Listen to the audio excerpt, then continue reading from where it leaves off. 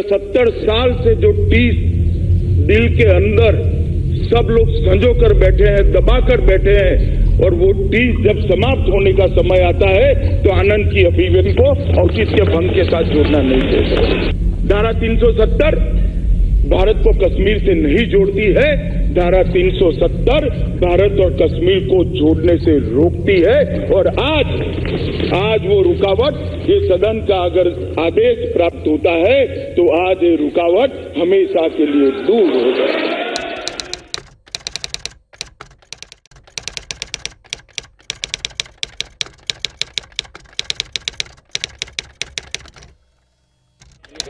माननीय गृह मंत्री जी,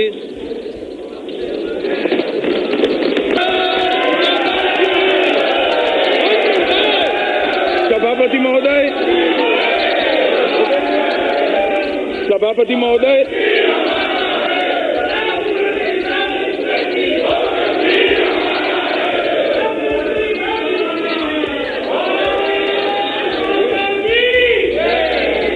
सभापति महोदय,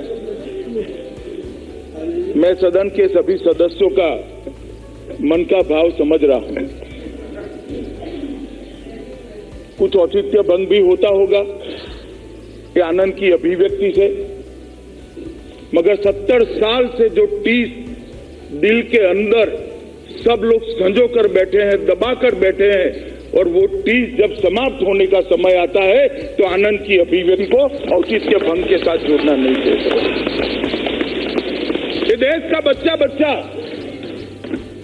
ये बोलता है, कहीं पर भी जाए, बंगाल में जाए, तमिलनाडु में जाए, गुजरात में जाए, महाराष्ट्र में जाए, उत्तर प्रदेश में जाए, कि कश्मीर भारत का अभिन्न अंग है। मैं इतना पूछना चाहता हूं, कभी हम क्यों नहीं बोलते हैं कि उत्तर प्रदेश भारत का अभिन्न अंग है? कभी हम क्यों नहीं बोलते हैं कि पंजाब भारत का अभिन्न अंग है? कभी क्यों नहीं बोलते तमिलनाडु भारत का अभिन्न अंग है?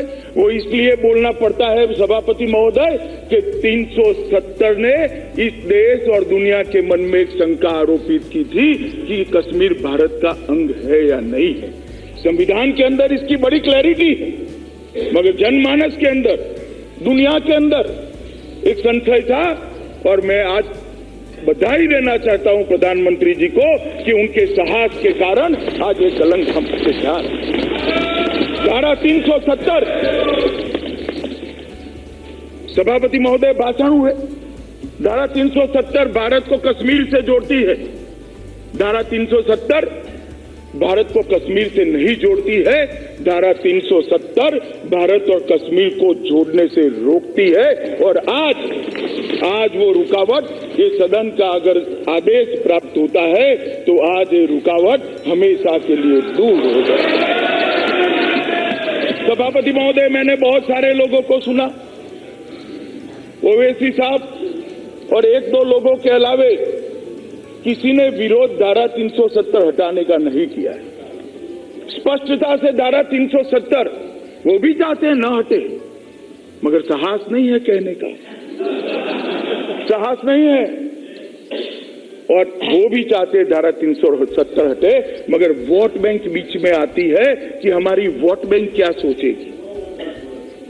मैं बताना चाहता हूं सभापति महोदय कि धारा 370 आज इस सदन के आशीर्वाद से समाप्त हो जाएगी और एक क्षण देश के इतिहास में सुवर्ण अक्षर से लिखा जाएगा। और मैं आज फिर से एक बार मेरे नेता और देश के प्रधानमंत्री की दृढ़ राजनीतिक इच्छा शक्ति को सत नमन करना चाहता हूं।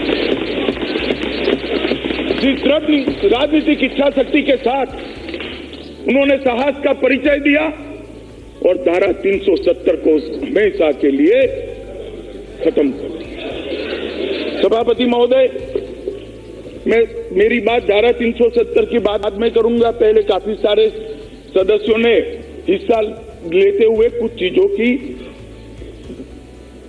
के बारे में जानना चाहा है, कुछ मुद्दे भी उपस्थित किए, इसका मैं सबसे पहले जवाब दूंगा।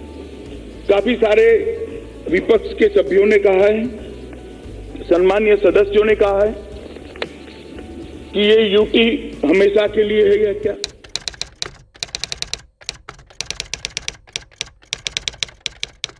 के लिए है या क्या? यूटी क्यों बनाई? यूटी कब तक रहेगी? मनीष तिवारी जी ने कहा, बहन सुप्रिया सुले ने कहा, अधीर रंजन जी ने भी कहा। मैं मगर स्पष्ट करना चाहता हूं इस सदस्य के माध्यम से पूरे देश के सामने और विशेषकर घाटी के लोगों के सामने, जम्मू के लोगों के सामने, कि जहां तक यूटी का सवाल है, परिस्थिति सामान्य होते ही उचित समय पर पूर्ण राज्य का दर्जा देने में इस सरकार को कोई आपत्ति नहीं। और मैं आगे भी कहना चाहता हूं, मान्यवर, एक मुद्दा किया उठाया गया कि पाक ऑक्यूपाई कश्मीर दे दिया। पाक ऑक्यूपाई कश्मीर भारतीय जनता पार्टी की सरकार और देश के प्रधानमंत्री नरेंद्र मोदी कभी दे ही नहीं सकते। आज भी पाक ऑक्यूपाई कश्मीर की 24 सीटें हमारा हिस्सा रहने वाली है और पाक ऑक्यूपाई कश्मीर पर हमारा दावा इतना ही मजबूत है जितना पहले था। माननीय अध्यक्ष जी, आपके माध्यम से मैं अधीर रंजन चौधरी जी ने एक और सवाल उठाया कि 370 गई तो अब क्या 300 नहीं। अधीर रंजन चौधरी जी ने एक और सवाल उठाया कि यूएन में है, आप कैसे कर सकते हो? मैंने उनसे स्पष्टता मांगी। देखिए, मैंने ये कहा कि जम्मू कश्मीर 1948 से वहां यूनाइटेड नेशंस की मॉनिटरिंग है या नहीं। रुकिए एक मिनट कैसे ला सकते? बोलने दीजिए प्लीज। आप तो गृह मंत्री, आपके सारे जानकारी है। मैंने ये कहा कि जम्मू कश्मीर को अभी तो बाइफर्केट कर दिया गया, यूनियन टेरिटरी बना दिया गया, तो ये स्थिति क्या होगा, इसके ऊपर आपका क्या विचार होगा? और ये भी मैंने कहा, I want to be enlightened by you. ये और दूसरे आपको उठाया कि पीओके की स्टेटस क्या होगी। ये दो बात उठाया था मैंने, क्योंकि पीओके के बारे में आपकी जो विधायक है इसमें कोई इसका जिक्र नहीं है। इसीलिए सभापति महोदय, जो बिल लेकर मैं सदन के सामने उपस्थित हुआ हूं, इसमें पीओके और अक्षय चिन्ह दोनों का उल्लेख है और एक इंच जमीन का उल्लेख है। जहां तक यूएन का सवाल है, सभापति महोदय, मैं थोड़ी इसके इतिहास में जाना चाहता हूं। 1 जनवरी 1948 में संयुक्त राष्ट्र के चार्टर के अनुच्छेद 35 में रेफरेंस किया गया। 20 जनवरी 1948 को संयुक्त राष्ट्र ने UN commission for India and Pakistan UNCIP को सेटअप किया और 13 अगस्त 1948 को UNCP के प्रस्ताव को भारत और पाकिस्तान दोनों ने स्वीकार कर लिया। मगर जब प्रस्ताव स्वीकार हुआ, उसमें प्रस्ताव का पहला और दूसरी दो चीजें थी, 2 धाराएं थी और तीसरी धारा भी थी।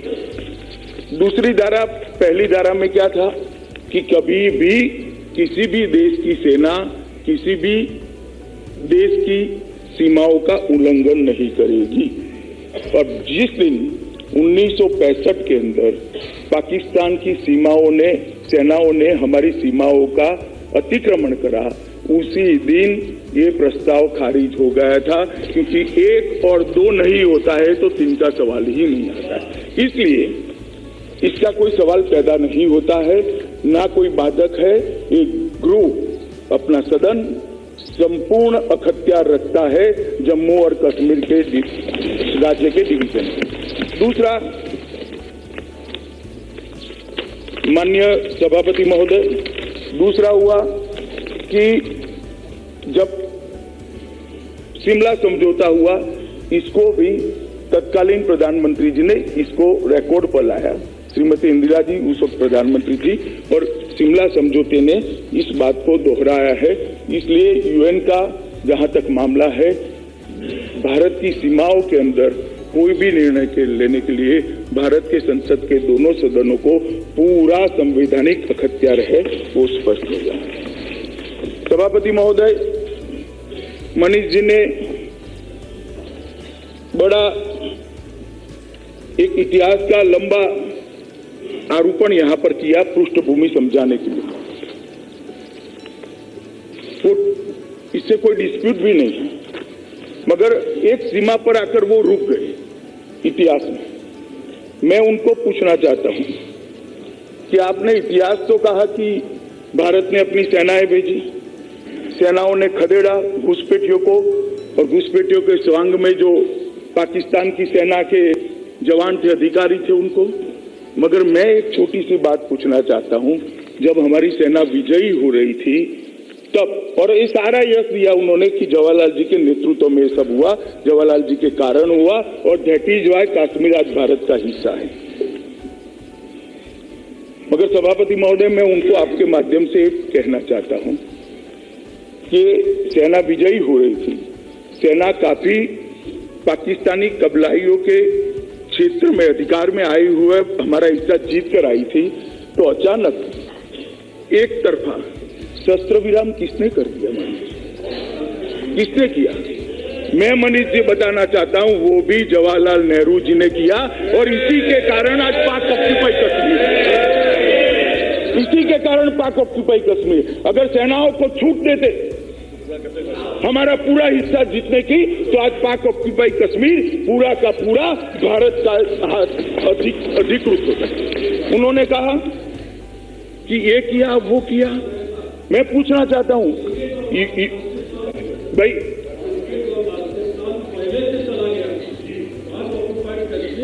बाद में नहीं ठीक है, 47 में पालकेट और बाल्टिस्तान मेजर ब्राउन उसको दे दिए। मैं पाक ऑक्यूपाई कश्मीर की ही बात कर रहा हूं अभी, क्योंकि इन्होंने पाक ऑक्यूपाई कश्मीर का रेफरेंस दिया है। बाद में यूएन का रेफरेंस किया अधीर रंजन जी ने। यूएन में ले कौन गया? कौन ले गया? ढेर सारे दस्तावेज है साहब, देश के उप प्रधानमंत्री और गृह मंत्री को विश्वास में लिए बगैर आकाशवाणी के रूम में जाकर वायु प्रवचन कर दिया कि भारत इस मसले को 35 सेक्शन के अंदर ले। सेक्शन भी ठीक पसंद करते, शशि थरूर जी को मालूम है ना? ना मत बोलिए, अब आप बोलिए भैया, आप बोलिए।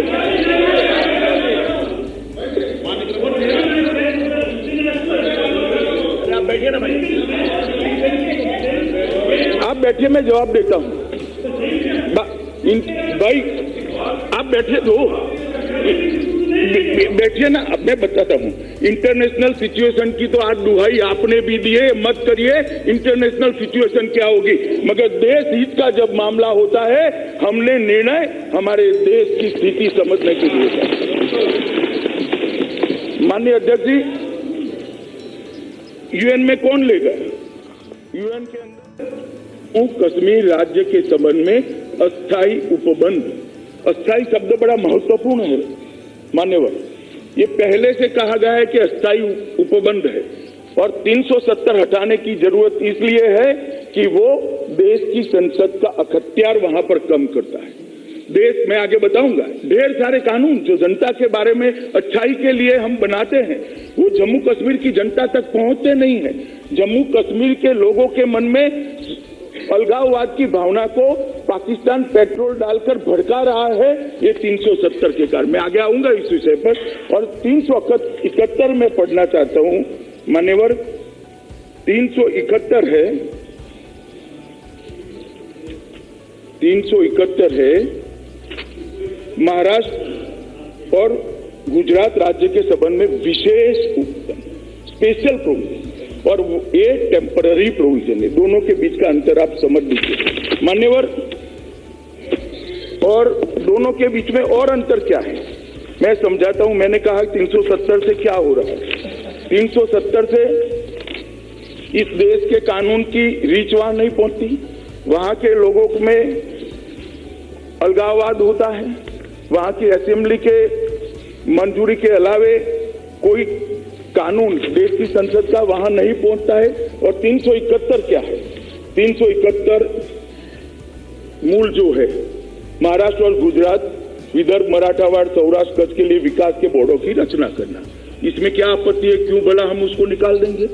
371A नागालैंड के नागाओं की धार्मिक और सामाजिक प्रथा, भूमि और संसाधनों के आधार आदि के स्वामित्व के लिए वो असेंबली निर्णय कर सकती। 371B असम राष्ट्रपति उत्तरी कच्छार, कार्बी, आंगलोंग और बोडोलैंड टेरिटोरियल जिलों जैसी जनजातीय क्षेत्रों के विधानसभाओं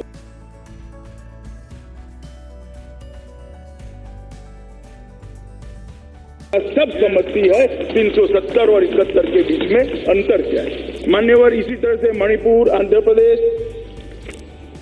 प्रदेश का विश्वविद्यालय, सिक्किम, मिजोरम, अरुणाचल प्रदेश और कर्नाटक, ये सारे राज्यों की कुछ बेसिक समस्याओं को सुलझाने के लिए 371 से 371J तक अलग अलग अनुच्छेद लाए गए हैं।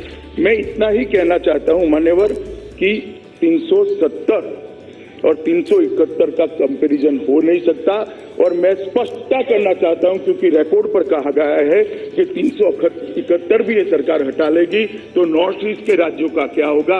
सिर्फ नॉर्थ ईस्ट नहीं, महाराष्ट्र, कर्नाटक, आंध्र और नॉर्थ ईस्ट के सारे राज्यों को मैं आश्वस्त करना चाहता हूं कि नरेंद्र मोदी सरकार की कोई मंशा 371 को हटाने की नहीं है। वो आश्वस्त रहे, किसी से गुमराह होने की जरूरत नहीं।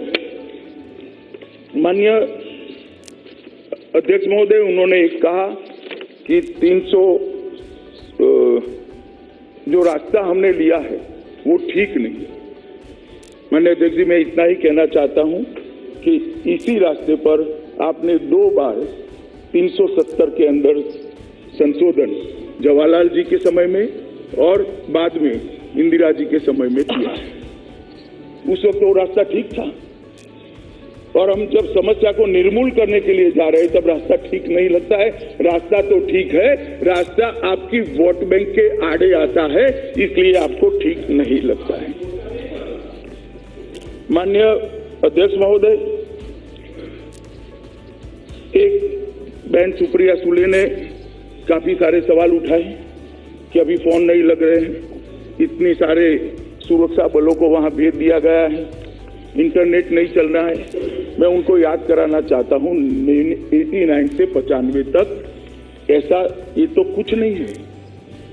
मसूदी साहब यहाँ पर उपस्थित है, क्या हुआ था घाटी के लोग जानते हैं, जम्मू के लोग जानते हैं।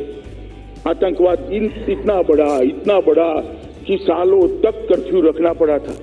फोन छोड़िए, खाना पीना, ब्रेड बटर नहीं मिलता था। और ये तो हम इसलिए रखे हैं कि कोई अगर गुमराह कर वहां की कानून और व्यवस्था की परिस्थिति को ठीक बिगाड़ना चाहता है तो उसको मौका न मिले, बाकी कोई कारण नहीं, कोई वहां ऐसी परिस्थिति नहीं है।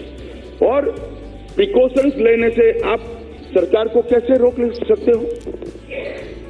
भाषण के टोन तो ऐसे थे कि आपके दबाव में आकर हम सुरक्षा बलों को हटा ले और वहां पर कुछ घटनाएं हो।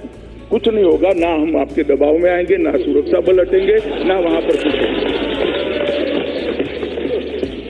इन्होंने कहा कि भाई इनसे चर्चा नहीं होती, सुप्रिया बहन ने कहा अध्यक्ष जी की चर्चा नहीं होती। 70 साल तक चर्चा करते करते थक गए, 3 पीढ़ियां आ गई मगर चर्चा का अंत नहीं आया, तब जाकर ये करना पड़ा है। कितनी चर्चा करे, किससे चर्चा करे? जो पाकिस्तान से प्रेरणा लेते हैं उनसे चर्चा करें, क्या चर्चा करें? हम हुर्रियत के साथ चर्चा करना नहीं चाहते। अब अगर घाटी के लोगों के मन में अगर कोई शंका है, घाटी के लोग हमारे हैं, हम सीने से लगाएंगे, उनको प्यार से रखेंगे, पूरा हिंदुस्तान उनको प्यार से रखेगा। अगर उनके मन में कोई आशंका है तो जरूर चर्चा करेंगे महोदय, हमें कोई आपत्ति नहीं है, चर्चा से कोई इनकार नहीं, मगर कुछ फैसले करने पड़ते हैं। जब बहुत सारे ऐसे लोग अंदर आते हैं जो किसी के कंट्रोल में ही नहीं है, एक वेस्टेड इंटरेस्ट लेकर चर्चा के अंदर कूद पड़े होते हैं, तब चर्चा करने का माहौल भी बदलना पड़ता है, वक्त भी बदलना पड़ता है और तरीका भी बदलना पड़ता है। और घाटी के लोगों के लिए जहां तक चर्चा करने का सवाल है, मैं आप सभी को आश्वस्त करना चाहता हूं, घाटी की जनता से हम जितनी जरूर पड़ेगी इतनी चर्चा इनके हर शक और शुबह को दूर करने के लिए करेंगे। और हमारे कामों से भी, हमारे निर्णयों से भी उनको आश्वस्त करा देंगे कि जम्मू कश्मीर बाकी सारे राज्यों से हमारे लिए महत्वपूर्ण इसलिए है कि जम्मू कश्मीर ने दर्द को सहा है। नवासी से लेकर 2019 तक 41,500 से ज्यादा लोग मारे गए हैं। इसलिए हमें कोई उनको विशेष कुछ सरकार ने देना भी पड़ा तो हमें कोई आपत्ति नहीं है। प्यार से बात कर उनके विकास के लिए जो करना है वो 100 कहेंगे तो हम 110 तक जाने के लिए तैयार है। मोदी जी का दिल बड़ा है। मोदी जी ने पहली सरकार में भी 1.25 लाख करोड़ रुपए का पैकेज दिया था जिसमें 80,000 करोड़ रुपया खर्च हो चुका है। मैं बताऊंगा आगे कि क्या क्या हुआ है।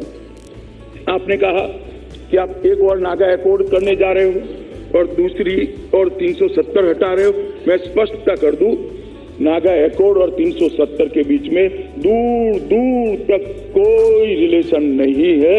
कोई ऐसा ब्लंडर जो पास्ट में हुआ था वो हम नहीं करेंगे। इसमें हमें कोई रिलेशन नहीं है। आप इसमें मन में आश्वस्त रहिए। दूसरा, आपका एक स्टेटमेंट है बेकारी के कारण आतंकवाद बढ़ा। मैं इससे सहमत नहीं हूं। बेकारी, इकोनॉमी, ये हर राज्य की समस्या है। वहां आतंकवाद क्यों नहीं बढ़ा? सिर्फ जम्मू और कश्मीर में क्यों हुआ? क्योंकि वहां 370 का उपयोग कर पाकिस्तान ने एक अलगाववाद की भावना को खड़ा किया। अलगाववाद की भावना को पाकिस्तान को पेट्रोल डालने का मौका मिला और हमारे युवाओं ने गुमराह होकर हथियार उठा लिए। मान्यवर, इसका कोई लेन देन नहीं है। और अगर इकोनॉमी का भी लेन देन है तो मैं बाद में बताता हूं 370 इकोनॉमी के लिए भी कैसे बाधक है, वो मैं बाद में बताता हूं। उन्होंने कहा कि भाई राइट टू एजुकेशन, मैं बाद में इस पर आऊंगा। बालू साहब ने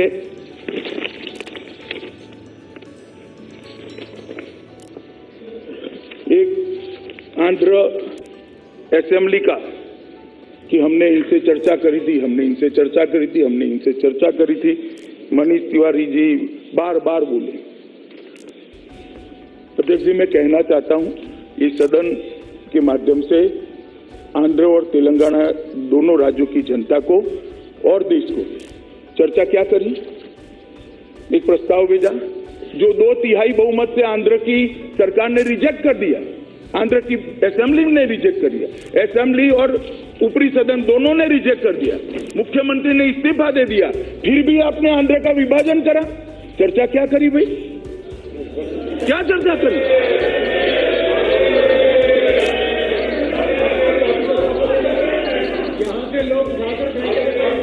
नहीं, आप बैठे ना, मैं बताता हूं। सवाल मेरी पार्टी की सहमति की या असहमति का नहीं है। एक मिनट भाई, एक मिनट, मुझे सुनेंगे या नहीं सुनेंगे? आप मुझे सुनेंगे या नहीं सुनेंगे? मैं वो विभाजन पर जाता ही नहीं, उचित था या नहीं था। मनीष जी ने प्रक्रिया का सवाल उठाया। आप पहले तत्व को पकड़िए। उन्होंने प्रक्रिया का सवाल उठाया कि स्थानीय लोगों से चर्चा की। अब स्थानीय असेंबली और स्थानीय अपर हाउस की तो मंशा थी कि डिवीजन न हो, फिर आपने क्यों करा? और आपने करा तो हमें क्यों टोक रहे हो भैया? आप बताओ जरा। और कैसे करा था? हम तो बैठकर आमने सामने ठंडे दिमाग से आपसे चर्चा कर रहे थे। सदन के दरवाजे बंद कर दिए गए।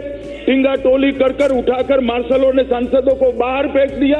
काला दिन आज नहीं है, काला दिन वो था जिस दिन संसद की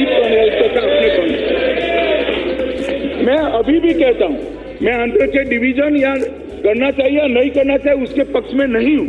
मैं इस मुद्दे पर नहीं हूं, मैं प्रक्रिया के मुद्दे पर हूं। मैं प्रक्रिया का वर्णन कर रहा हूं। मनीष जी ने सवाल उठाया था, इसलिए मैं इसको कहता हूं। उन्होंने कहा रातों रात आपने एक राज्य को 2 यूटी में बांट दिया। आज से अभी 2 यूटी है। 1975 में पूरे देश को इमरजेंसी डालकर आपने यूटी बना दिया था। हमें मत समझाइए। 1975 में पूरे देश को यूटी बना दिया था। और मान्यवर, मैं इतना ही कहना चाहता हूं। मैं फिर से एक कहना चाहता हूं कि यूटी का जवाब, जहां तक सवाल है, लद्दाख यूटी, वो तो लद्दाख वालों की डिमांड थी जो आपने आज तक पूरी नहीं की। जहां तक जम्मू एंड कश्मीर का सवाल है, परिस्थिति वहां नॉर्मल होते ही उचित समय पर हम तुरंत उस पर पुनर्विचार करेंगे और निर्णय लेंगे। एक मिनट मैं बताता हूं। नेहरू जी ने कहा था कि टेम्पररी है और उचित समय आएगा तब हटाएंगे। 70 साल लगे, हमें 70 साल नहीं लगेंगे, इतना मैं जरूर कहना।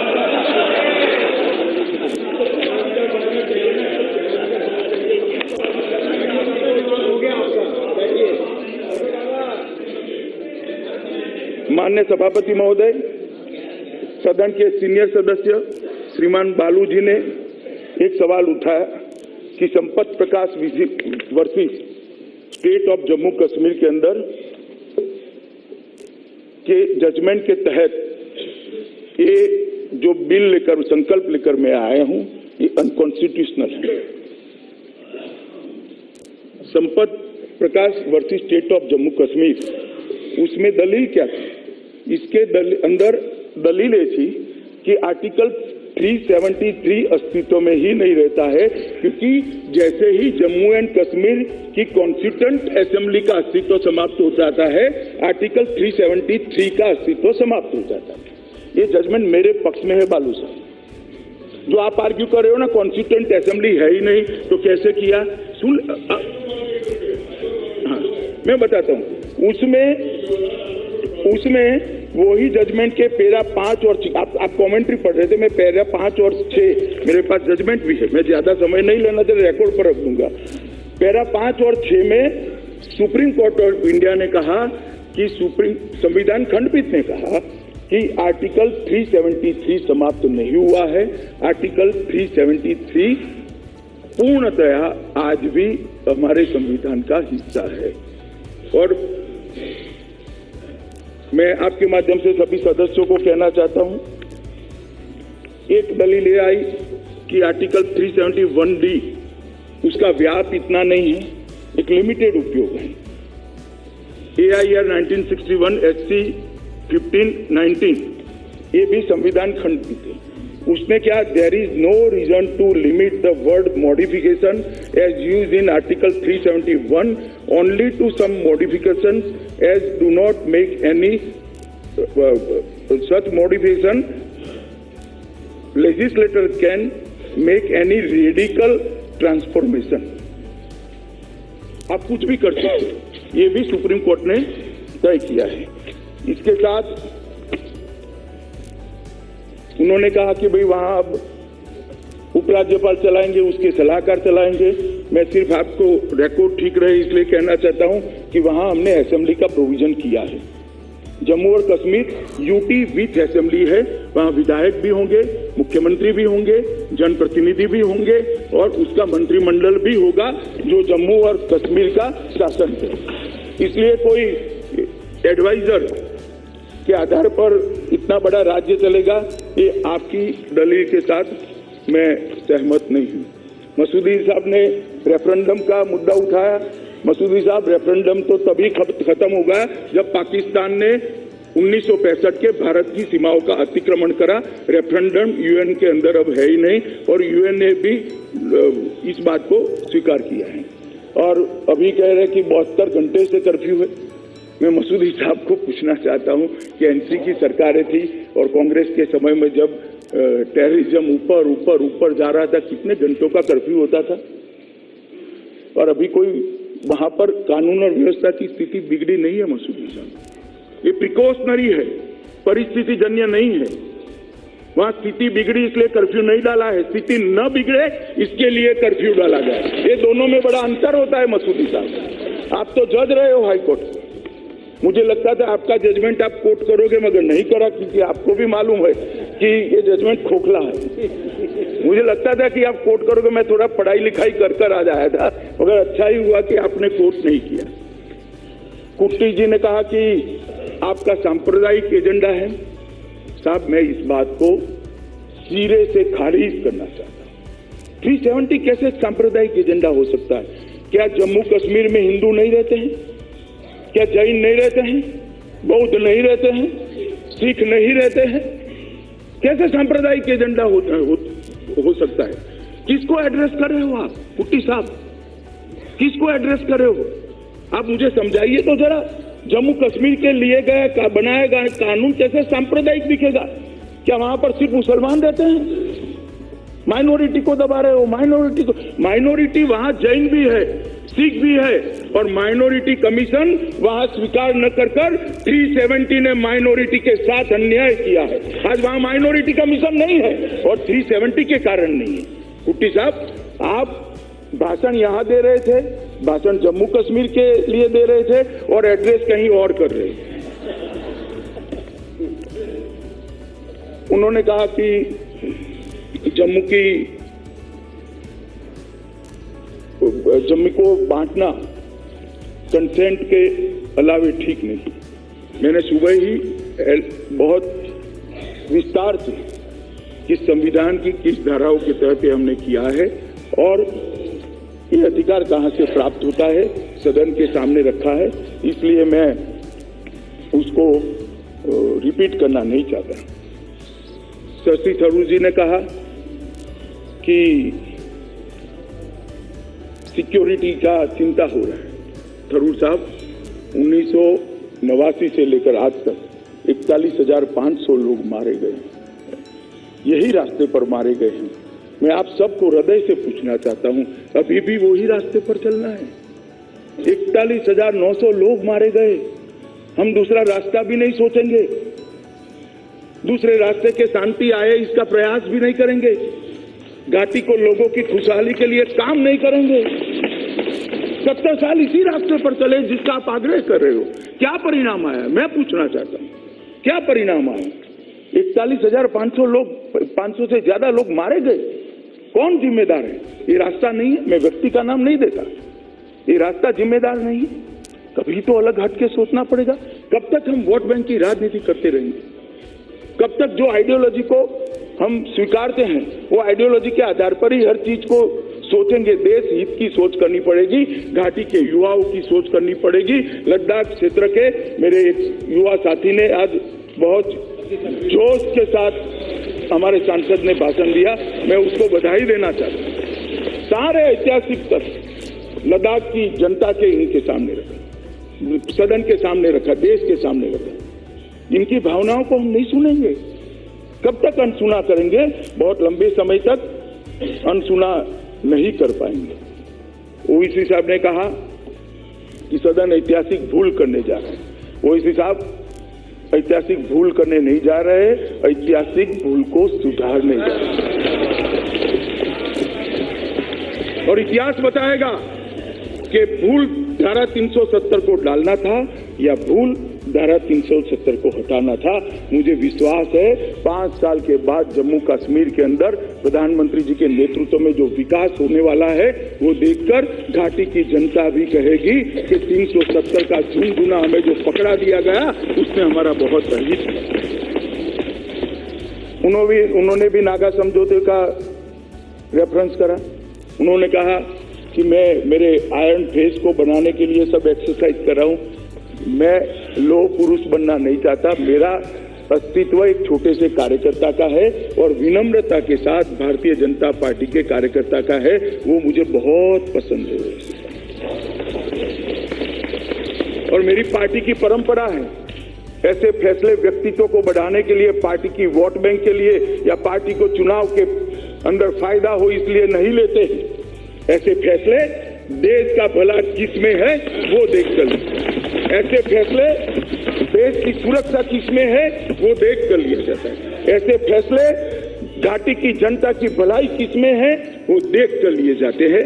और मैं सदन को आश्वस्त करना चाहता हूं मान्यवर कि ये सारे फैसले जो आज मैं लेकर सदन के सामने आया हूं वो घाटी की जनता की भलाई के लिए। आज पूरे दिन धारा 370 और 35A पर चर्चा चलती रही मान्यवर, मगर किसी ने ये नहीं बताया कि धारा 370 से फायदा क्या होगा। अगर धारा 370 चालू रखनी है तो क्यों रखनी है तो बताते, तो घाटी को भी मालूम पड़ता कि भाई धारा 370 से हमें प्राप्त क्या होगा। मैंने धैर्यपूर्वक एक एक शब्द सुना है, सबके भाषण सुने, किसी की भी आर्गुमेंट में ये नहीं आया कि धारा 370 कैसे कश्मीर का कल्याण कर सकती है, कैसे घाटी के लोगों का कल्याण कर सकती है, कैसे लद्दाख और जम्मू का कल्याण कर सकती है, क्योंकि कर ही नहीं सकती तो आर्गुमेंट कैसे आएंगे। मगर मैं हटाने आया हूं, हटाने का प्रस्ताव लेकर आया तो मैं बताता हूं धारा 370 जम्मू और कश्मीर के विकास के लिए कैसे बाधक है।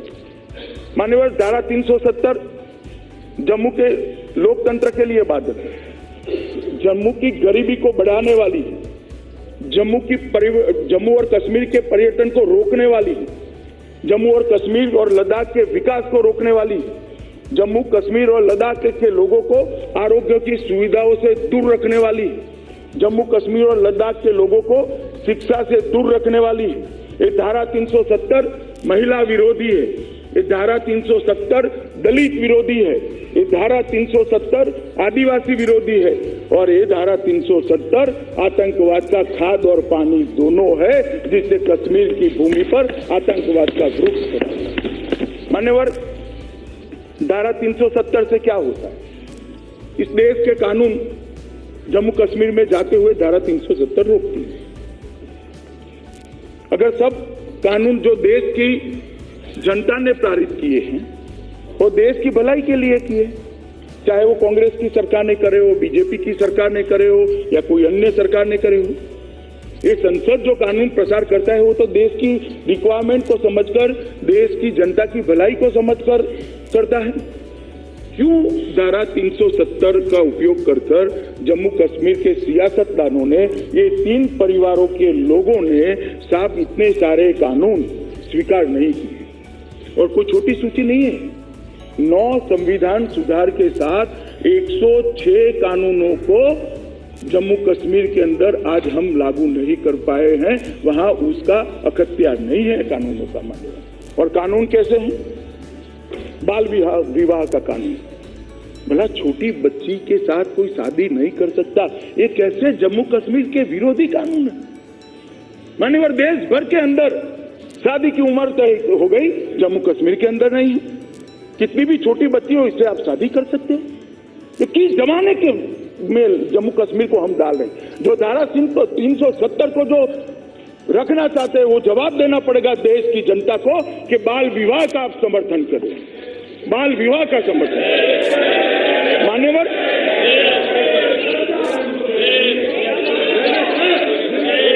मान्यवर, मेरी बात लंबी है, भी मुझे बोलने का मौका दिया जाए।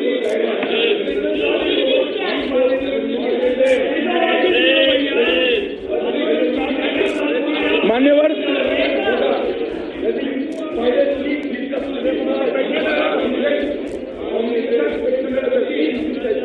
अरे वो छोड़ो ना भाई, मैं बाल विवाह की बात कर रहा हूं।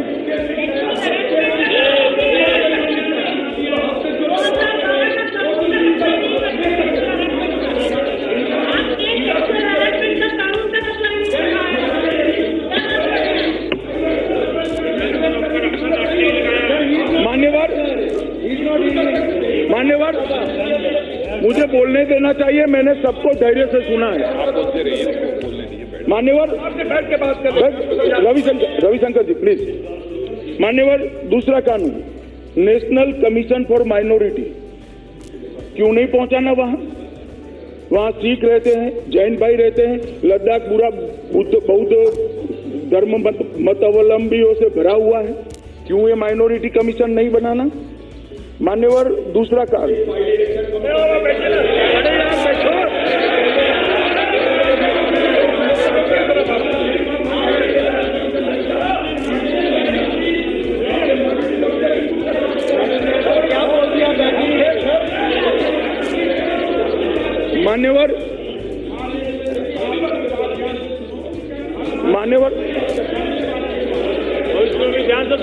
मान्यवर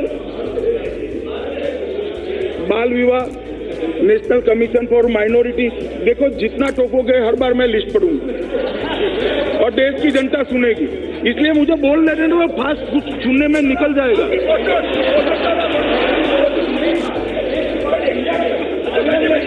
मगर हम सब ले रहे हैं अब हम सब ले रहे हैं।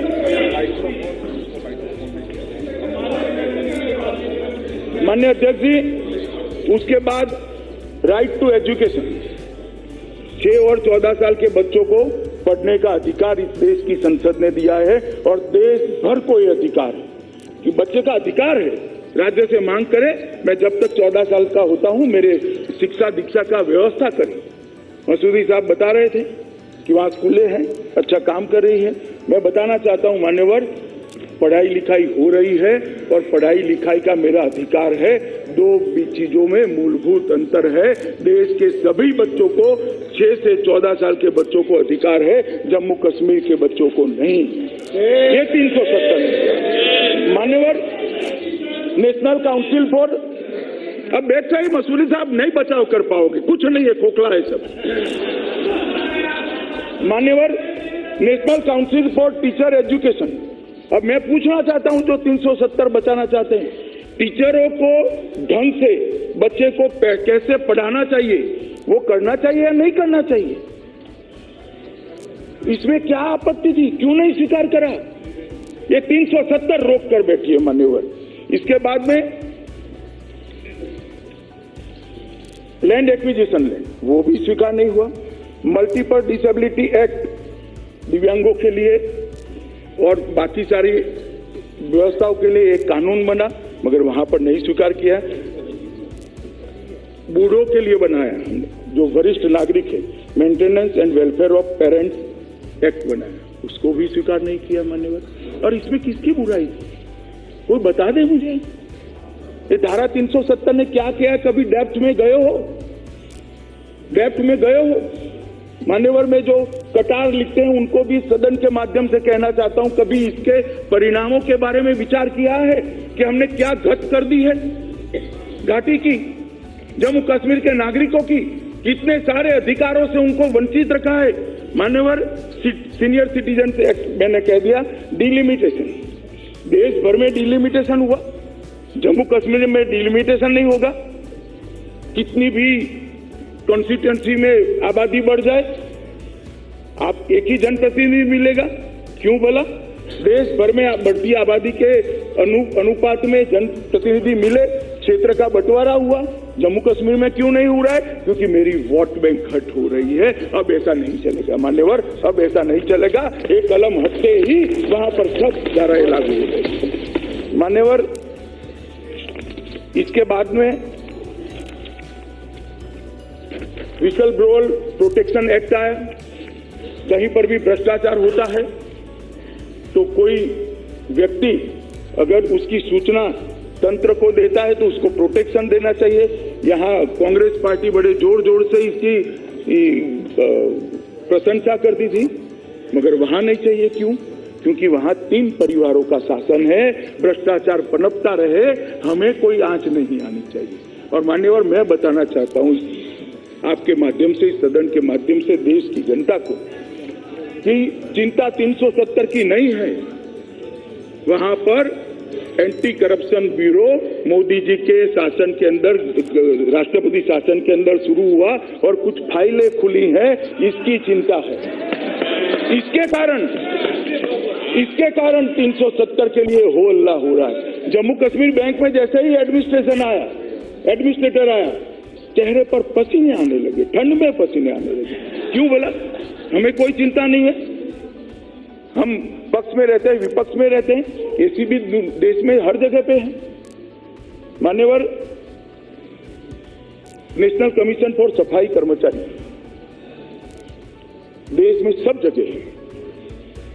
वहां के वाल्मीकि भाइयों के लिए, सफाई कर्मचारी के लिए एक कमीशन हम नहीं बनाया, नहीं स्वीकार किया। क्यों? कारण क्या? कारण एक ही है कि जो चलता है वो चलने दो, हम धारा 370 का प्रोटेक्शन हमें है। मगर आज ये प्रोटेक्शन चले जाने वाला है। सभी सफाई कर्मचारियों को देश के समान न्याय मान्यवर। ट्राइबल्स के लिए रिजर्वेशन, दलितों के लिए रिजर्वेशन, मैं पॉलिटिकल रिजर्वेशन की बात कर रहा हूं, वहां नहीं मिलती। मैं पूछना चाहता हूं, कांग्रेस पार्टी जो 370 को बचाना चाहती है, दलित और ट्राइबल रिजर्वेशन का आप विरोध कर रहे हो क्या? देश भर के अंदर दलित और ट्राइबल भाइयों को रिजर्वेशन मिल रहा है, क्यों नहीं मिल रहा है जम्मू कश्मीर के अंदर? मिलना चाहिए, नहीं मिलना चाहिए? जो 370 की एडवोकेसी करते हैं उनको मैं कहना चाहता हूं कि आप किसके पक्ष में खड़े हो। मान्यवर, इसी प्रकार अनुसूचित जाति जनजाति प्रिवेंशन एक्ट की तरह ही the schedule tribe and other traditional foresters act जो बना है, जो वन के अंदर काम करते हैं, इनके प्रोटेक्शन के लिए भारत सरकार ने एक्ट बनाया है। उनके आरोग्य के लिए उनको उचित उनके श्रम का पारितोषिक मिले इसके लिए, मगर वो एक्ट भी वहां नहीं। मेरे गुर्जर भाई पहाड़ियों पर घूमते रहते हैं, उनको कोई फायदा नहीं मिलता है। धारा 370 बचाने वाले वो भी कर रहे हैं, वो जरा याद रखिए, जनता को हिसाब देना पड़ेगा, हिसाब देना पड़ेगा। यहाँ तो मैंडेट के आधार पर बोलते हो, जब जनता में जाओगे तब ये जनता सब हिसाब मांगने वाली है मान्यवर। और बहुत सारे सेंट्रल एक्ट से मान्यवर जिसके माध्यम से जम्मू कश्मीर के विकास को रोका गया है, जम्मू कश्मीर के लोगों की भलाई को रोका है। और सबसे बड़ी बात 370 का उपयोग कर जम्मू कश्मीर के लोकतंत्र का गला घोटा गया है। 70 साल तक ये 3 परिवारों ने अपनी पकड़ बनाई जम्मू कश्मीर पर। 73 और 74वां संशोधन जम्मू कश्मीर में क्यों नहीं आया? कौन लेकर आया था? स्वर्गीय राजीव गांधी लेकर आए थे, मगर फिर भी हम नहीं करेंगे क्योंकि हमारी वोट बैंक वहां हट हो रही है। साहब, आज मैं तो धन्यवाद देना चाहता हूं नरेंद्र मोदी की इच्छा शक्ति को। राष्ट्रपति शासन आते ही हमने वहां पर पंचायत चुना और कुछ विधायक, कुछ सांसद, और वो भी क्या, विधायक सांसद भी क्या, ये 3 परिवारों के साथ पावर था। आज जम्मू कश्मीर के अंदर 40,000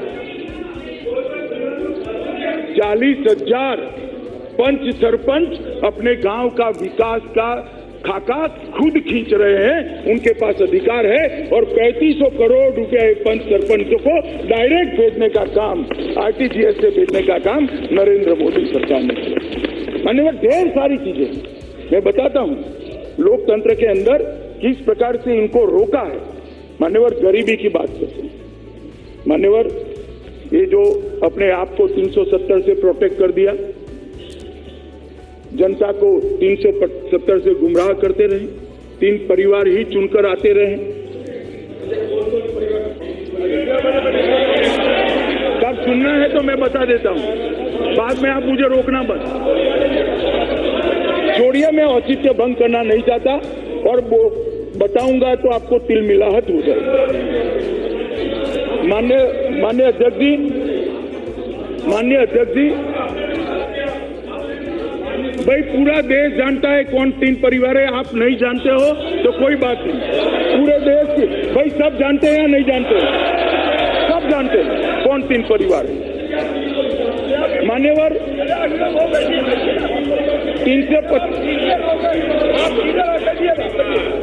370 और 35 से जम्मू कश्मीर के अंदर भ्रष्टाचार हुआ। पूरा पैसा जो जनता के कल्याण के लिए गया, वहां पर इतना विकास नहीं हुआ जितना विकास होना चाहता था। अभी सब लोग कहेंगे 370 की एडवोकेसी करने वाले कि डेवलपमेंट हुआ है। मैं आंकड़े देना चाहता हूं मान्यवर, 2004 से 2019 तक 2,77,000 करोड़ रुपया भारत सरकार ने जम्मू कश्मीर को दिया है, मगर जम्मू के गांव में जाकर देखिए स्थिति क्या है। गांव में जाकर देखिए कितनी गुर्बत है, कितनी गरीबी है, कहां गया है पैसा। ये 370 का उपयोग कर एक शेल्टर बनाकर अथाह भ्रष्टाचार करने का काम वहां के सियासतदानों ने किया।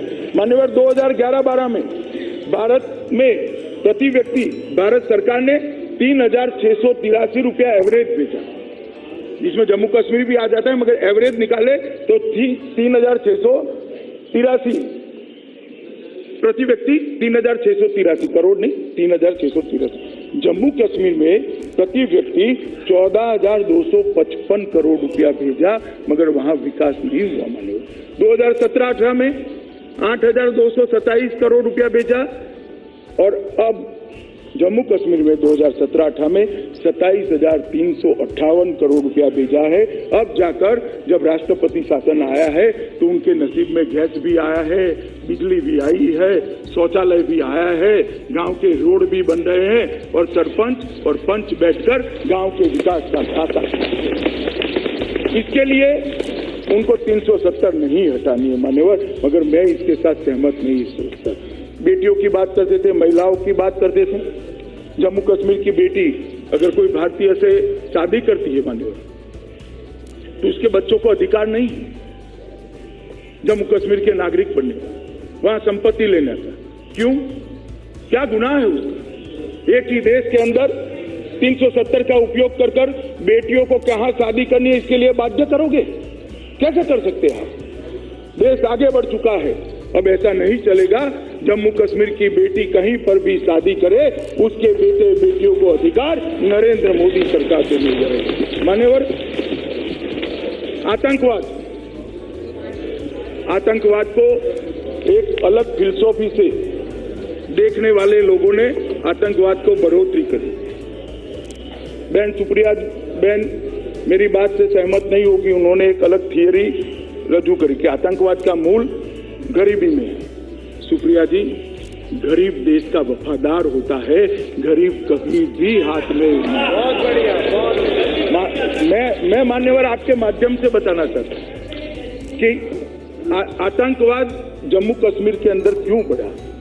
जम्मू कश्मीर के अंदर धारा 370 का अपप्रचार कर कर वहां पर अलगाववाद और बाकी सारी चीजों को, स्वायत्तता की मांग का जहर हर रोज घोला गया जनमानस। लोगों को ऐसा लगा कि हमें इससे बहुत मिल जाएगा। क्या मिला? कोई हिसाब दे दे जम्मू कश्मीर की जनता को कि क्या मिला आपको? कुछ नहीं मिला गरीबी के अलावे। किसका भला हुआ? ये 3 परिवारों का भला हुआ और किसी का भला नहीं हुआ मान्यवर, ये 3 परिवारों का ही भला हुआ मान्यवर। क्या मिला जम्मू कश्मीर की जनता को? मगर परिणाम क्या हुआ? 1988 के अंदर जनरल जियाउल हक ने ऑपरेशन टोपैक की शुरुआत की। जरा सुनिए भाई, जनता को जवाब देने में काम में आएगा। 1988 में जियाउल हक ने ऑपरेशन टोपैक की शुरुआत की मान्यवर। 3 युद्ध हारने के बाद पाकिस्तान ने सीधा युद्ध करना बंद कर परोक्ष रूप से युद्ध लड़ने की शुरुआत की। वो दस्तावेज के अंदर धारा 370 और 35 का जिक्र है। और जिक्र क्या है कि धारा 370 और 35 ऐसी है जिसके कारण अलगाववाद खड़ा करे तो जम्मू कश्मीर का युवा देश को, हमारे देश को, जम्मू कश्मीर को अस्थिर कर सकता है। और मान्यवर, इसका उदाहरण है कि पाकिस्तान पाक प्रेरित आतंकवादी संगठन तो चाहते हैं देश भर के अंदर आतंकवाद पनपे, बढ़े, फले, फूले। क्यों नहीं बाकी राज्यों में पला बढ़ा? वहां क्यों पड़ा? क्योंकि वहां अलगाववाद का मूल 370 के अंदर जनता के बीच में आरोपित करने का काम पाकिस्तान ने किया। इसको खाद और पानी देने का काम किया और 88 से आतंकवाद का एक बहुत बड़ा वहां पर तांडव शुरू हुआ और 89 से लेकर आज तक 41,000 लोग मारे गए हैं मान्यवर। आज भी लड़ाई का अंत नहीं है। हम स्पष्ट संदेश देना चाहते हैं कि 370 से जम्मू कश्मीर का और विशेषकर घाटी के युवाओं का भला नहीं हुआ है। आतंकवाद के रास्ते पर जो युवा गए सबको, मैं तो जिनके मन में अलगाववाद की भी भावना है या 370 के लिए भी जो लोग सोचते हैं कि हमारा कुछ छिन गए, मैं सबको विनम्र भाव से कहना चाहता हूं ये सदन का उपयोग कर कर कि आप हिसाब किताब तो करिए कि आपको 370 से क्या मिला। रोटी मिली, शिक्षा मिली, सुख सुविधा रोजगारी मिली, आरोग्य मिला, क्या मिला 370 से? क्यों झुनझुना पकड़े हुए हो? 370 ने हमेशा जम्मू कश्मीर को भारत के खिलाफ पाकिस्तान को उकसाने का मौका दिया और इसी के कारण आतंकवाद इतना बढ़ा मान्यवर और 40,000 से ज्यादा लोग मारे गए। कौन जिम्मेदार है वो? आज उसके मूल में हम बात करने थे, हमें चेता रहे थे कि इतिहास, इसका क्या इतिहास कैसे लिखा जाएगा इसकी चिंता करिए। मुझे मालूम नहीं है इतिहास कैसे लिखा जाएगा, मैं कोई भविष्यवेत्ता नहीं हूं, कोई ज्योतिषी नहीं, मगर इतना मालूम है कि 370 का इतिहास लिखा गया है कि 370 के कारण जम्मू और कश्मीर के अंदर इतना आतंकवाद फैला है, 35A के कारण इतना आतंकवाद फैला है और 41,000 लोग मारे गए हैं। और मैं मानता हूं कि ये जो 370 है वो जाने से धीरे धीरे हम घाटी के सभी लोगों को अपने नजदीक ला पाएंगे। उनके मन के अंदर एक नई आशा, नया उमंग, वहां पर जो विकास होगा। मान्यवर, गरीबी कैसे बढ़ी? देश भर में आजादी के अंदर भूमि की कीमत जो थी उसमें कई गुना, सैकड़ों गुना बढ़ोतरी हुई, मगर जम्मू कश्मीर में नहीं हुई, क्योंकि खरीदारों को आपने लिमिटेड कर दिया। खरीदने वाला भी गरीब, बेचने वाला भी गरीब, कैसे करेंगे? देश भर के अंदर जमीनों की कीमत की वृद्धि, भूमि की कीमत की वृद्धि जम्मू कश्मीर के अंदर नहीं हुई। जब ये 370 हटेगी, वहां पर इंडस्ट्री जाएगी, वहां पर शिक्षा संस्थाएं जाएगी, वहां आरोग्य की संस्थाएं जाएगी, इंडस्ट्री जाएगी, रोजगार मिलेगा, और रोजगार मिलेगा तो गरीबी हटेगी, उनकी भूमि की वैल्यू बढ़ेगी। और ये कह रहे हैं कि क्या होगा जम्मू कश्मीर का? सुप्रिया बेन चिंता करी थी वहां के पर्यावरण की, वहां की खूबसूरती की। पर्यावरण खूबसूरती के लिए देश भर में कानून बने हैं सुप्रिया बेन, और 370 हटते ही वो सारे कानून वहां इंप्लीमेंट हो गए। और वही कानून के तहत मान्यवर वहां का पर्यावरण भी अच्छा रहेगा और खूबसूरती भी अच्छी रहेगी। मैं बताना चाहता हूं कि जम्मू कश्मीर पृथ्वी का स्वर्ग था, है और रहने वाला। इसको जरा भी हम डिस्टर्ब नहीं करेंगे। मान्यवर, 370 पर कई बार चर्चा हुई, ये सदन में भी हुई, कई सदस्यों ने उसका, डॉक्टर जितेंद्र सिंह जी ने, मंत्री जी ने इंटरव्यू करते वक्त इसका उल्लेख भी करा। 370 पर जब चर्चा हुई तब मधु लिमय, राम मनोहर लोहिया, इंदर मल्होत्रा, श्री समनानी, अब्दुल गनी जो कांग्रेस के संसद सदस्य थे, गोपाल दत्त महंगी, श्यामलाल सराफ, अटल जी तो थे ही थे। ये अटल जी का दावा दे रहे थे कि भाई अटल जी की कश्मीर पर, अटल जी पूरा जीवन 370 के खिलाफ लड़े हैं और अपने जीवन में 4.5 महीना 370 के खिलाफत करते हुए, सत्याग्रह करते हुए जेल में रहे। वो जेल में रहे। और अटल जी की जब सरकार बनी तब भी कहा था मेरे पास फ्रैक्चर मैंडेट है, मैं धारा 370 को नहीं हटाऊंगा। और देखिए विधाता की विधि का कमाल, देखिए अटल जी की ही पार्टी के नरेंद्र मोदी जी को पूर्ण बहुमत मिला और आज 370। मान्यवर, सेक्युलरिज्म की जो बात करते हैं, मैं उनको पूछना चाहता हूं, क्या मधुली में सेक्युलर नहीं थे? मैं अखिलेश जी को पूछना चाहता हूं, क्या लोहिया जी सेक्युलर नहीं थे? क्या कहेंगे आप लोहिया जी के लिए? लोहिया जी ने 2.5 घंटा लंबा भाषण इसी सदन में यहां बैठकर खड़े होकर कहा है कि 370 भारत और कश्मीर को अलग करने वाली अनुच्छेद है, उसको तत्काल निकाल देना चाहिए, क्षण की भी देगी। नेताजी भी बैठे हैं। मान्यवर अब्दुल गनी जी सेक्युलर नहीं थे। इसका धर्मनिरपेक्षता के साथ कोई लेन देन नहीं है। जम्मू कश्मीर और लद्दाख के अंदर सभी धर्मों के बासिंदे बसते हैं और ये सभी को ये लागू पड़ने वाला है, किसी एक धर्म विशेष के लिए नहीं। मैं दूसरा उदाहरण देना चाहता हूं मान्यवर, पार्टीशन हुआ। पार्टीशन होने के बाद पाकिस्तान से ढेर सारे शरणार्थी यहाँ हैं। कच्छ में भी आए, हमारे यहाँ गुजरात में भी आए, पंजाब में भी आए, दिल्ली में भी ढेर सारे शरणार्थी बसे जो पाकिस्तान से आए। मैं 2 शरणार्थियों का नाम बोलना चाहता हूं, डॉक्टर मनमोहन सिंह और इंदर कुमार गुजराल। जो जम्मू कश्मीर नहीं गए, पंजाब गए, तो आज वो देश के प्रधानमंत्री बन पाए। जो जम्मू कश्मीर गए हैं उनको वोटिंग राइट भी नहीं है। अडवाणी जी पहले आ गए थे, अडवाणी जी भी पहले आ गए थे, मगर वो भी आए होते और जम्मू कश्मीर न गए होते तो उनको चुनाव लड़ने का अधिकार मिलता ही मिलता। आज ये दो हमारे देश के बड़े नेता, पूर्व प्रधानमंत्री बने क्योंकि वो जम्मू कश्मीर नहीं गए थे मान्यवर, वो पंजाब गए। और जम्मू कश्मीर में जो गए वो काउंसिलर भी नहीं बन पाए क्योंकि उनको वोट का अधिकार नहीं। ह्यूमन राइट की बात करने वालों को मैं पूछना चाहता हूं, इतने साल से 20 लाख से ज्यादा लोगों को वोट का अधिकार नहीं मिला है, उनका ह्यूमन राइट नहीं है क्या? ह्यूमन राइट की बात करने वालों को मैं पूछना चाहता हूं, सारा सूफी संप्रदाय उखाड़ कर जम्मू कश्मीर से फेंक दिया, ये सूफी संप्रदाय का कोई ह्यूमन राइट नहीं था? लाखों लाखों कश्मीरी पंडित अपना घर छोड़कर निकल गए, उनका ह्यूमन राइट नहीं था क्या? 370 कौन से ह्यूमन राइट की खेल कौन है? माननीय अध्यक्ष जी, मैं इतना ही कहना चाहता हूं, जो 370 का समर्थन करते हैं वो दलित विरोधी है, ट्राइबल विरोधी है, महिला विरोधी है, विकास विरोधी है, शिक्षा विरोधी है, और जो 370 का समर्थन करते हैं वो आतंकवाद, गरीबी, शोषण और अशिक्षा का समर्थन करते हैं। मैं और मेरे नेता नरेंद्र मोदी की सरकार इसका समर्थन नहीं कर सकती।